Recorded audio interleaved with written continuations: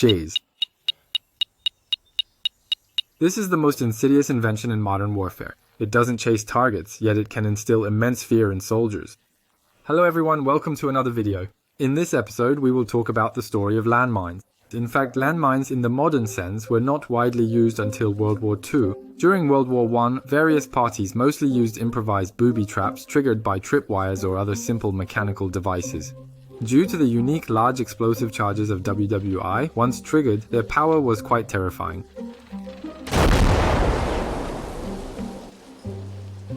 By WOP, landmines had evolved into more sophisticated products. They were triggered by more reliable mechanical fuses and had moisture-proof and pressure-resistant solid casings, allowing them to be buried in the ground to ambush enemies. Moreover, to avoid detection by metal detectors, wooden and glass-cased mines also emerged during this period, posing a great threat to deminers. Fortunately, anti-personnel mines prioritize injuring over killing to tactically slow down enemy movements. This means they are not particularly powerful, so driving a tank directly over them can save a lot of time and effort. However, before W3 came out, anti-tank mines had already become common. To prevent infantry from triggering them and missing the opportunity to hit high-value tanks, their pressure fuses require 90 kilograms or even over 100 kilograms of pressure to activate. A person of normal weight stepping on them wouldn't set them off, but if you insist on jumping on them a few times, that's another story. Because of this pressure fuse design, roads safe for infantry to pass still pose threats to tanks and other vehicles. But since anti-tank mines are not easily triggered by infantry, they are easy for soldiers to spot or remove. To prevent this, all sides during WW2 use mixed minefields.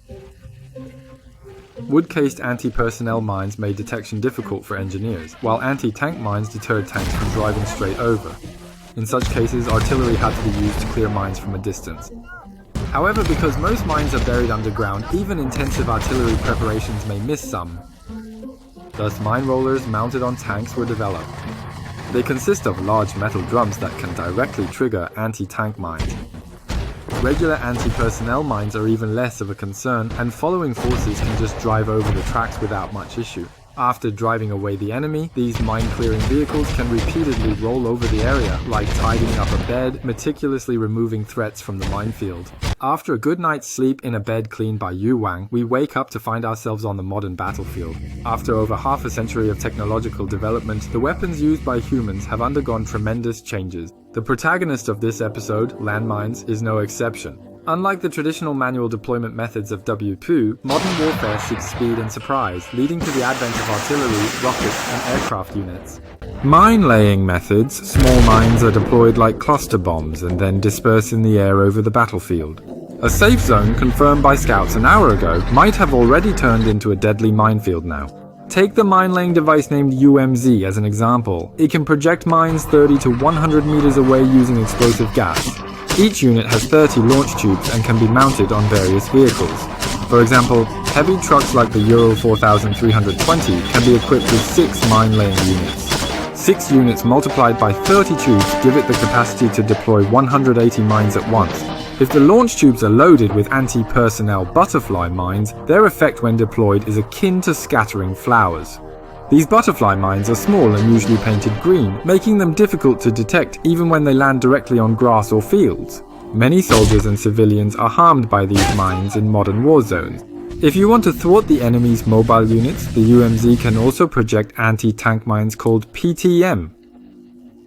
Appearance-wise, it's just a long strip, not as powerful as the big round mines we traditionally imagine. But once a tank tread rolls over it, it will still be blown apart. If you deploy some anti-tank firepower near the minefield, the enemy vehicle owner with broken treads will be in hot water. They might abandon the vehicle and flee under immense psychological pressure, leaving behind a fine lady's car for someone else to take. Compared to rockets and aircraft dispensing methods, although this projector requires closer proximity to deploy mines, it is cost-effective and can deploy a large number, each with its own advantages. To deal with these minefields that can block advancement at any time, modern battlefield demining methods have seen innovation.